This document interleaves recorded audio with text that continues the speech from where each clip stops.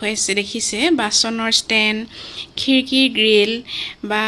একুৱাগাৰ্ড যিকোনো বস্তু গেছৰ ষ্টোভ সকলোবোৰ পৰিষ্কাৰ কৰিব পাৰি এয়া দেখিছেনে মই সেই লিকুইডটো এটা বটলত ভৰাই ৰাখিছোঁ যিটো ডেটলৰ বটলত আৰু এনেদৰে অকণমান মাৰিলে আপোনালোকে গেছৰ ষ্টোভত আপোনালোকে দেখিছে মই এইটো অকণমান মাৰি দিছোঁ আৰু একদম খুব সুন্দৰ হৈ চিকচিকিয়া হৈ পৰিছে এয়া পাকঘৰৰ টাইলছ তাতো ব্যৱহাৰ কৰিব পাৰি মাত্ৰ এটা বস্তু যিটো একেবাৰে পাকঘৰত থকা বস্তুৰে বনাব পাৰি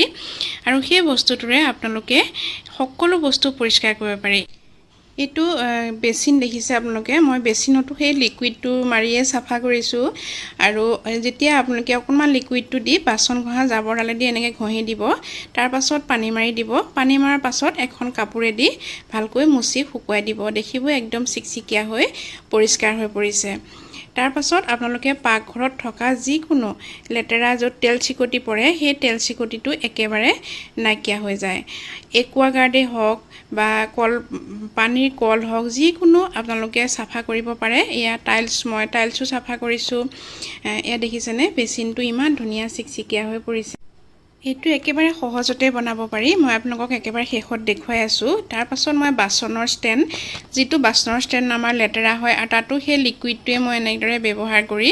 এখন কাপোৰেৰে ধুনীয়াকৈ মুছি দিছো খুব ধুনীয়া চিকচিকিয়া হৈ পৰে আপোনালোকে চা গোটেই বাচনৰ ষ্টেণ্ডডাল য'ত আপোনালোকে বাচন ৰাখে সেই বাচনৰ ষ্টেণ্ডডালো এনেদৰে লিকুইডটো কাপোৰত লগাই মুছি দিলে চিকচিকিয়া হৈ পৰে এয়া চাওকচোন মই ইমান ধুনীয়া হৈ চিকচিকিয়া একদম নতুনৰ দৰে হৈ পৰিছে গতিকে আমি কিনি আনা লিকুইডতকৈ যদি ঘৰতে অকণমান কষ্ট কৰি এই লিকুইডটো বনাই বটলত ভৰাই থৈ দিও আমাৰ বহুত কামত আহে লগতে খিৰিকীৰ যিবোৰ গ্ৰিল সেই গ্ৰিলবোৰো বহুত লেতেৰা হয় এডাল কাপোৰ ধোৱা ব্ৰাছ ল'ব আৰু কাপোৰ ধোৱা ব্ৰাছডালেদি প্ৰথমতে এনেকৈ খিৰিকীৰ গ্ৰিলবোৰ প্ৰথমতে অলপ ঘহি ল'ব যিবোৰ ধূলা সেই ধূলাবোৰ আঁতৰি যায় তাৰ পাছত যিটো লিকুইড বনাইছো সেই লিকুইডটো এখন কাপোৰত লগাই ল'ব আৰু কাপোৰত লগাই কাপোৰ নহলে এডাল জাবৰ ল'ব জাবৰ ল'লে বেছি ভাল হয় যিডাল বাচন ঘহা জাবৰ তাত লৈ পেলাই এনেকৈ গ্ৰিলখিনি ঘহি দিব এই লিকুইডটো দি গ্ৰিলো সাফা কৰিব পাৰি আপোনালোকে কৰি চাব একদম চিকচিকিয়া হৈ পৰে তাৰ পাছত যেতিয়া আপোনালোকৰ ঘহা হৈ যাব তাৰে এটা বাটিত অলপমান পানী ল'ব আৰু পানী লৈ তাত এখন কাপোৰ এনেকৈ ভিজাই ল'ব কাপোৰখন ভিজাই লৈ পেলাই আপোনালোকে সেই য'ত লিকুইডটো লগাই ঘহিছিল সেই গ্ৰিলবোৰ এনেদৰে মোহাৰি দিব আৰু শুকাবলৈ দিব শুকুৱাৰ পাছত দেখিব সেই গ্ৰিলবোৰ একদম নতুনৰ দৰে হৈ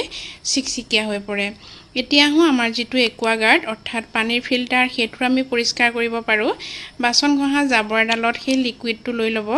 আৰু লোৱাৰ পাছত গুটে এনেদৰে সাফা কৰি দিব কাৰণ এইবোৰ বহুত লেতেৰা হয় ধুলাবালি পৰি এনেদৰে ঘহাৰ পাছত দেখিব এখন শুকান কাপোৰেৰে মুছি দিব একদম চিকচিকিয়া হৈ পৰে আৰু তাত থকা যিবোৰ জায়গা থাকে তাত হাত নাযায় তাতে এডাল ব্ৰাছ ল'ব দাঁত ঘহা পুৰণা ব্ৰাছ লৈ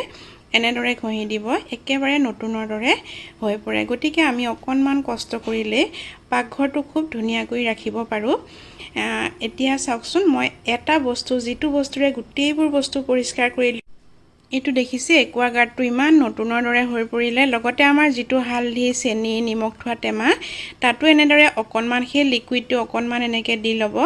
দিয়াৰ পাছত যিটো তেল চিকটি সেইটো যোৱাবৰ কাৰণে এখন শুকান কাপোৰ ল'ব আৰু কাপোৰখনেৰে এনেদৰে টেমাৰ খাপৰবোৰ আৰু গোটেই টেমাটো এনেদৰে মোহাৰি দিব মোহাৰাৰ পাছত দেখিব একদম টেমাবোৰ চিকচিকিয়া হৈ নতুনৰ দৰে হৈ পৰিছে এতিয়া হকচোন সেই লিকুইডটোনো কেনেদৰে বনালো তাকে চাওঁ প্ৰথমতে মই দুটা নেমু লৈছো নেমু দুটা ফালি লৈছো ফালাৰ পাছত এটা মগত সেই নেমুৰ ৰসখিনি প্ৰথমতে এনেকৈ উলিয়াই লম আপোনালোকে ডাঙৰ নেমু ল'ব পাৰে মোৰ ডাঙৰ নেমু নাছিল গতিকে মই সৰু নেমু লৈছো এনেদৰে চেপি প্ৰথমতে ৰসখিনি উলিয়াই ল'ব এটো বহু দিনলৈ ৰাখিব পাৰি আপোনালোকে টেমাত ভৰাই ৰাখি দিব আৰু প্ৰায় ব্যৱহাৰ কৰিব পাৰিব এয়া মই দেখিছে নেমু ৰসখিনি উলিওৱা হৈ গল ইয়াতে আৰু দুটা বস্তু আমি ব্যৱহাৰ কৰিম ভিনেগাৰ অলপ দিম আপোনালোকে 2-3 চামুচ ভিনেগাৰ ল'ব আপোনালোকে যিমানখিনি বনাই হেতু হিচাপত মই প্ৰায় 3 চামুচ মান ভিনেগাৰ দিলো আৰু এটা খোৱা সোডা যেটো বেকিং সোডা বুলি কোৱা হয় বেকিং সোডা দিব ডাঙৰ চামুচেৰে 1 চামুচ দিব এনেদৰে দিয়াৰ পাছত অলপমান ঘুটি দিব বেকিং সোডাখিনি দি অলপমান ঘুটি দিব ঘুটাৰ পাছত তাতে আমি অকণমান পানী আৰু এটা বস্তু মিহলি কৰিম ইয়া দেখিছে মই পানী মিলাইছো বেছি পানী নিমিলাব 3 চামুচ মান পানী আৰু তাতে যেটো ভীম লিকুইড যিটো আমি বাচন ধোৱা ভীম লিকুইড সেই ভীম লিকুইডটোৰ অলপমান এনেদৰে মিলাই দিব আৰু মিলাই পুনৰ এবাৰ এখন চামুচেৰে গোটেইখিনি ধুনীয়াকৈ ঘুটি ল'ব ঘুটি লোৱাৰ পাছত যেতিয়া ফেন হৈ যাব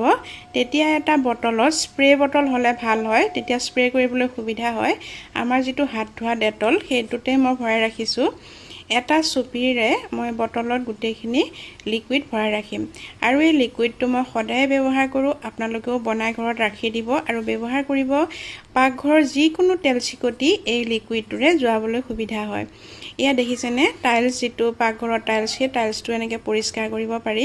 মুঠতে পাকঘৰৰ যিকোনো বস্তু চাফা কৰিবলৈ এইটো আপোনালোকে ব্যৱহাৰ কৰিব পাৰে